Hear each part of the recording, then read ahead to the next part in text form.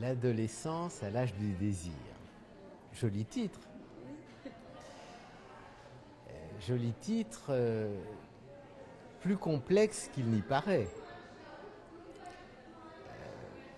Dans une première acception, le titre est tout de suite porteur. L'adolescence ou l'adolescent à l'âge du désir évoque immédiatement l'éveil du printemps. L'éveil du printemps et donc les premières questions de la relation sexuelle. Et donc immédiatement, on entre, je dirais, dans l'expérience de tout un chacun étant passé par là. À y regarder d'un petit peu plus près, le titre emporte avec lui toute une complexité qu'il s'agit précisément d'approcher pas à pas et de décliner. Remarquons tout de suite, c'est ma première réflexion par rapport à ce titre, qu'il est composé de deux termes totalement disparates. L'adolescence ou l'adolescent, c'est le titre, c'est l'adolescence. L'adolescence est un terme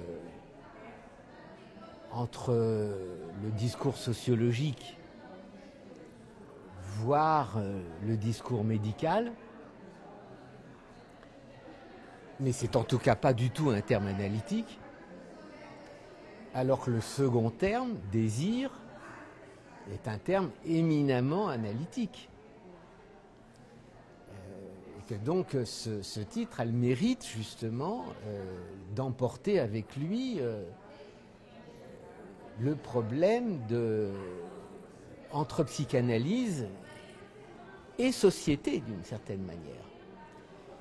Et au fond, ce terme de « à l'âge du désir » peut s'entendre de 36 façons. Rappelons quand même que pour Freud, le désir est indestructible.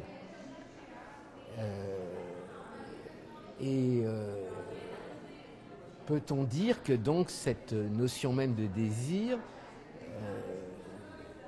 n'est pas là dans l'enfance. Mais au fond, sitôt que l'on présente justement ce moteur du désir, nous sommes de toute façon confrontés au fait que la psychanalyse est partie de l'expérience de l'adulte. Que même la névrose infantile, Freud l'isole à partir de l'expérience de l'adulte. De la parole de l'adulte. Il commence à déblayer ça à grands traits à partir de sa propre analyse personnelle, si je puis dire, avec Fliss. Bon. Et que, d'une certaine manière, l'adolescence à l'âge du désir peut aussi s'entendre sous la forme de l'adolescence à l'âge de la psychanalyse. Si on veut bien garder que désir n'a pas d'âge en tant qu'indestructible. Et précisément dans la psychanalyse, le terme de désir est un terme compliqué. C'est un terme compliqué, y compris à prendre les différents temps de l'enseignement de Lacan. Et que précisément c'est un terme qui ne peut pas être approché sans le pendant de la question de la jouissance, qui elle n'attend pas le nombre des années, mais qui pareil a été déblayée à partir de la question de l'adulte. Donc ce sont toutes ces questions qu'il faudra sans doute décliner, aborder avec cette question de l'adolescence à l'âge du désir.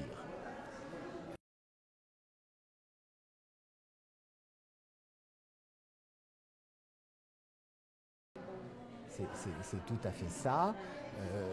de ne pas se suffire du fait que l'adolescence est ce moment où, disons, la civilisation permise par les grands idéaux se trouve à vaciller du fait justement de la question de la rencontre sexuelle, ce qui est la première approche évidente du titre, mais qu'au fond elle emporte à la fois la question d'une marque traumatique qui n'a pas attendu l'adolescence pour venir rencontrer l'énigme du vivant d'un corps, ça c'est déjà là, et que ces questions de toute façon ne cesseront pas d'être reprises avec la question du symptôme qui lui aussi naît avant l'adolescence et se poursuivra après l'adolescence.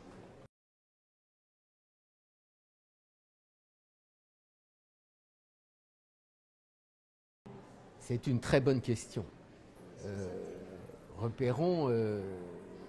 Partons de deux constats. La psychiatrie classique ne s'est pas intéressée à l'adolescence. Elle s'est intéressée à la psychiatrie adulte.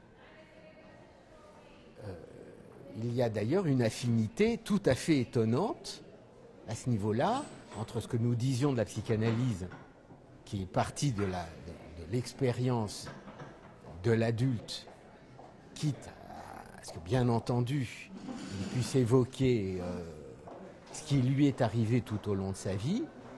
Et c'est bien ce que découvre Freud avec les pulsions, la sexualité infantile, mais à partir du témoignage finalement de l'analysant qu'il était lui déjà, avant tout, mais que la psychiatrie aussi ne s'est intéressée à l'adolescence qu'au fond,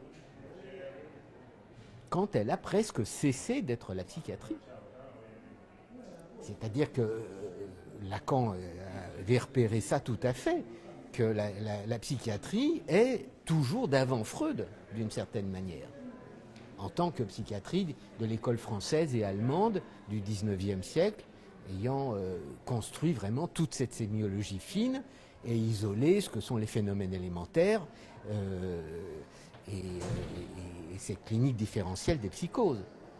Et que donc cette espèce d'épanouissement du signifiant de l'adolescence intervient justement quand à la fois chute la pertinence de la psychiatrie classique et en même temps une mise en question de plus en plus radicale de la découverte freudienne reprise par Lacan, en tant que justement chaque être parlant concerné par une marque de jouissance intransposable d'un cas à l'autre, hein, et que ne fait qu'habiller finalement le discours. Et que cette promotion au zénith de l'adolescence est affine à cette sorte de haine inédite de l'hétéros en tant que rencontre d'un corps qu'on a et qu'on n'est pas, marqué par tel bout de langue qui s'y terrera toute une vie, hein. Et au contraire, la promotion de l'adolescence est au fond affine à la théorie des genders d'un côté et au fond aux théories comportementalistes, moralistes, parallèles à cette pseudo-émancipation à laquelle on assiste aujourd'hui.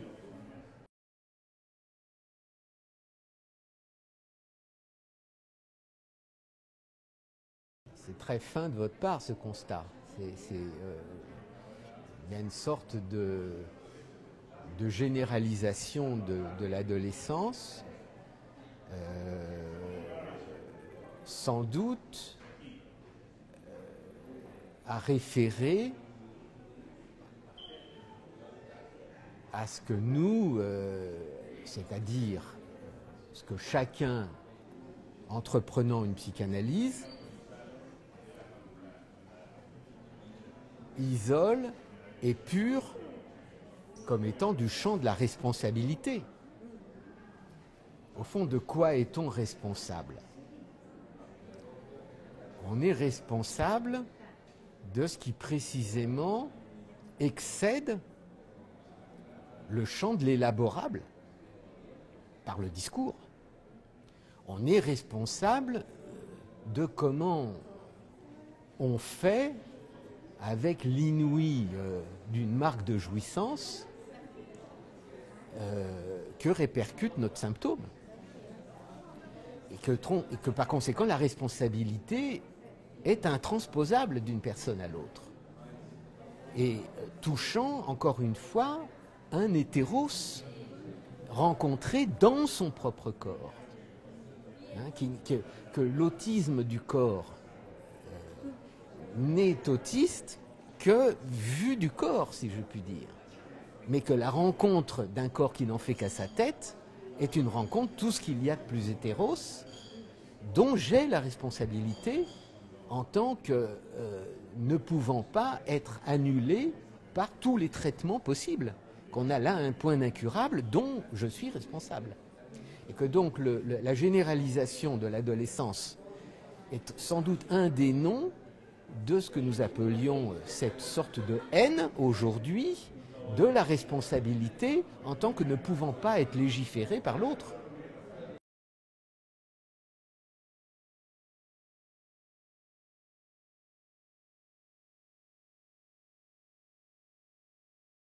Vous avez raison de serrer votre question sur l'expérience qu'on mène et pas en faire une généralité ou notre expérience est partie d'un certain nombre d'adolescents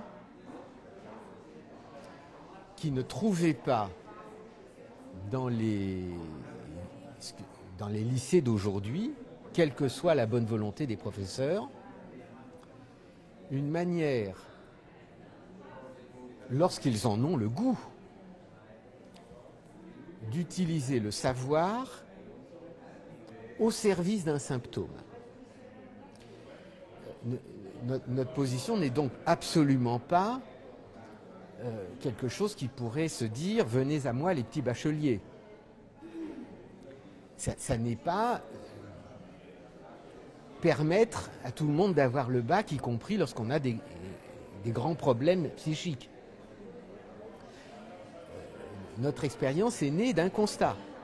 Il y a un certain nombre de sujets adolescents très malades qui ont une sorte de soif, de goût par conséquent, dans les études, c'est-à-dire qu'ils trouvent quelque chose pour venir répondre à cette énigme rencontrée, cette énigme personnelle rencontrée dans une vie.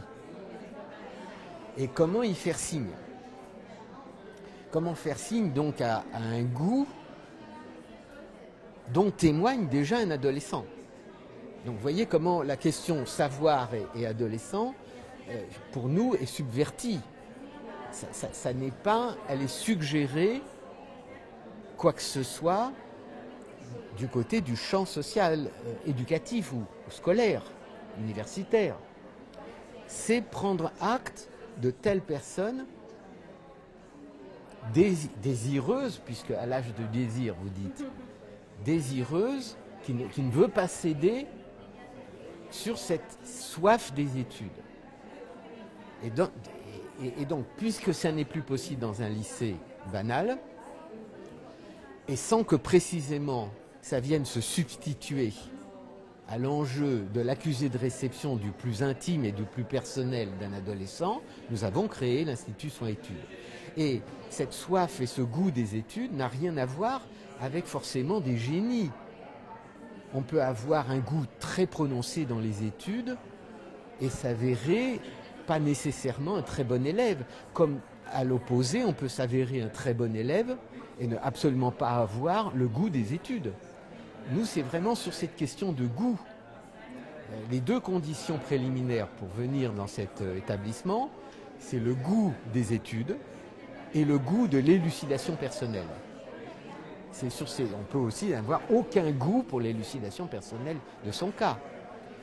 Les deux préliminaires pour venir là, c'est dans ça que ça résonne avec Soins Études, c'est ces deux goûts-là.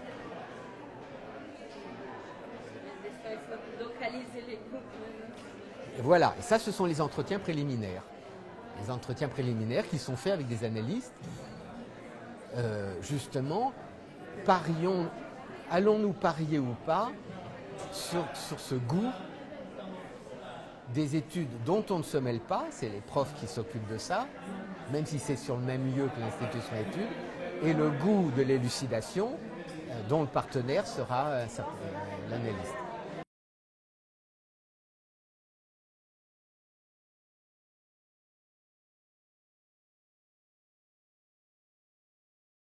Dans une première approximation, approchons ce constat par le fait que c'est la période où justement, le plus souvent, ne suffisent plus les amarres des identifications.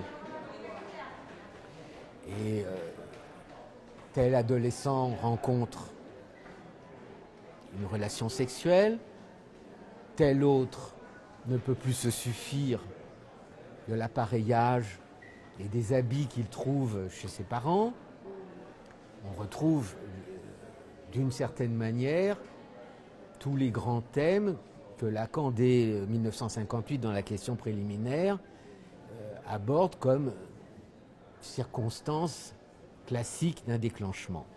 Mais ajoutons immédiatement qu'il faut revoir la copie, qu'on ne peut pas se suffire de ça.